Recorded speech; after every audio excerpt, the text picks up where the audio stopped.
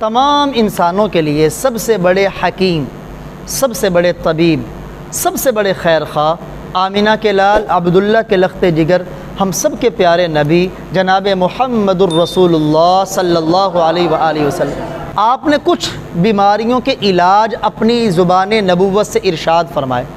طب نبوی کے نام سے مستقل ایک باب ہے۔ جو آپ نے علاج تجویز کیے ان علاجوں کو مسلمانوں نے بھی تسلیم کیا اور غیر مسلموں نے بھی تسلیم کیا۔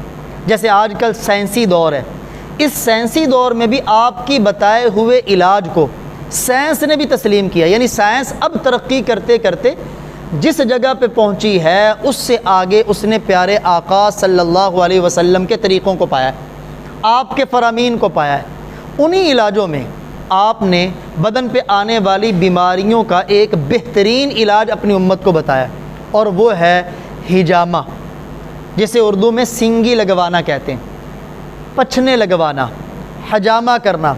آج کل ہمیں بیماری آتی ہے فوراً ڈاکٹر کے پاس جاتے ہیں، کوئی حکیم کے پاس جاتا ہے، کوئی ہاسپٹل میں جاتا ہے، لیکن جو علاج آپ صلی اللہ علیہ وسلم نے امت کو بتایا اس کی طرف جانے کی کسی کی بھی نظر نہیں جاتی۔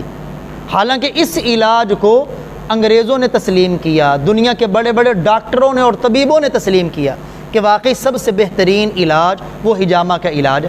چنانچہ آپ صلی اللہ علیہ وسلم نے فرمایا سب سے بہترین علاج جو تم اپنا کرتے ہو نا وہ ہے اپنے آپ کو ہجامہ لگوانا، سینگی لگوانا۔ اور آپ صلی اللہ علیہ وآلہ وسلم نے بھی خود ہجامہ کروایا، اپنے سر کے اس جانب بھی اور اس جانب بھی، اور اپنے دونوں کندھوں کے درمیان آپ صلی اللہ علیہ وسلم نے ہجامہ لگوایا۔ ہجامہ لگوانے سے ہوتا کیا ہے؟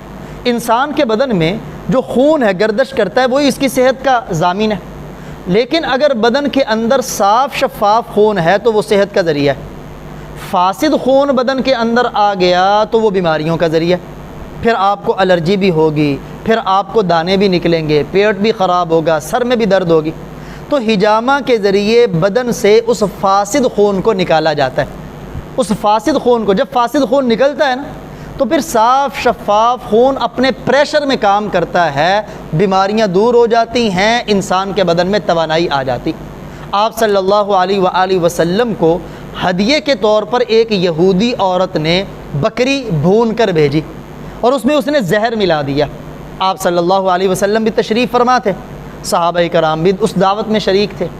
آپ کھانے لگے، بعض صحابہ نے بھی لقمے چند لگا لیے، آپ نے ایک لقمہ لگایا، چونکہ آپ کو دستی کا گوشت پسند تھا، اس گوشت نے بول کے بتایا یا رسول اللہ مجھے مت کھائیں، میرے اندر زہر ملایا گیا۔ بعض صحابہ جنہوں نے کھایا تھا ان کی وہیں ڈیتھ ہو گئی، زہر اتنا تیز تھا۔ آپ نے اس یہودی عورت کو بلایا، فرمایا تم نے اس کھانے میں زہر ملایا ہے؟ عرض کرنے لگی یا رسول اللہ ملایا ہے لیکن آپ کو قتل کرنے کا ارادہ نہیں تھا، زہر اس لیے ملایا تاکہ میں آپ کو جانوں، آپ واقعی اللہ کے نبی ہیں تو آپ پر یہ زہر کچھ اثر نہیں کرے گا، یہ آپ کو پتہ چل جائے گا، اور اگر آپ اللہ کے نبی نہیں ہیں تو اس زہر کی وجہ سے آپ کا کام تمام ہو تاکہ پوری انسانیت کو آپ سے سکھ ہو، معاذ اللہ۔ تو آپ صلی اللہ علیہ وسلم نے اسے سزا نہیں دی، لیکن یہ جو زہر کے چند اثرات آپ کی زبان پہ لگے، آپ اپنے بدن میں جب بھی ان اثرات کو محسوس کرتے تو اس وقت آپ اس کا علاج ہجامہ لگوا کے کیا کرتے تھے، سینگی لگوایا کرتے تھے، پچھنا لگوایا کرتے تھے۔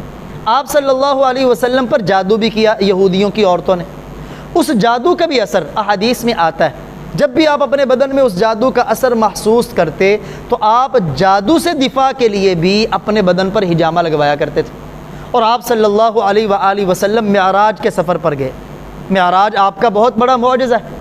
آپ نے فرمایا جب بھی میرا گزر فرشتوں کی کسی جماعت کے اوپر ہوا تو ان فرشتوں نے اللہ کے حکم سے مجھے یہ کہا یا رسول اللہ اپنی امت کو ہجامہ لگوانے کا حکم کریں، یہ بہترین علاج ہے، اپنی امت کو اس کا حکم کریں۔ یعنی دیکھیں فرشتے بھی آپ کو تلقین کر رہے ہیں اللہ کے حکم کی وجہ سے۔ اب ہجامہ لگوانا بہترین علاج ہے۔ آپ صلی اللہ علیہ وسلم نے اس کے دنوں کو بھی متعین کیا، کس دن لگوانا چاہیے۔ حدیث مبارکہ میں ہجامہ کی 3 تاریخیں بیان کی گئی ہیں کہ اگر آپ ہجامہ لگوانا چاہتے ہیں تو ان 3 اسلامی تاریخوں میں ہجامہ لگوائیں۔ صحت مند آدمی کو انہی 3 تاریخوں میں ہجامہ لگوانا چاہیے۔ وہ 3 تاریخیں کون سی ہیں؟ 17، 19 21 یہ 3 تاریخیں حجامہ کی تاریخیں. اگر کوئی صحت مند ہے، وہ محسوس کرتا ہے مجھے کوئی بیماری نہیں، تو پھر تو وہ انہی تاریخوں میں لگوائے اپنی مزید صحت کے لیے، اپنی مزید اپنے بدن میں قوت مدافعات کے لیے. لیکن اگر کسی پر بیماری کا حملہ ہے، اب ظاہری بات اس نے علاج تو کروانا ہے، اب وہ ان تاریخوں کا انتظار کرے گا یا فوراً حجامہ لگوا لے؟ کہتے نہیں، فوراً لگوا لے.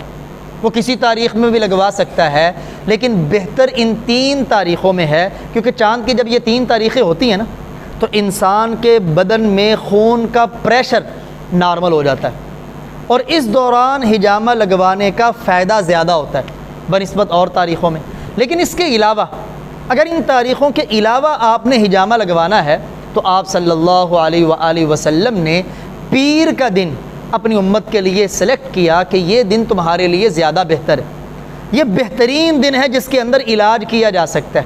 اور آپ نے ہفتے کے دن سے منگل کے دن، ان دنوں میں حجامہ لگوانے سے اپنی امت کو منع فرمایا کہ اگر ان دنوں میں تم حجامہ لگواؤ گے، تمہیں کچھ نقصان ہو گیا تو پھر ملامت اپنے آپ کو کرنا، کسی اور کو نہ کرنا. تو حجامہ بہترین علاج ہے.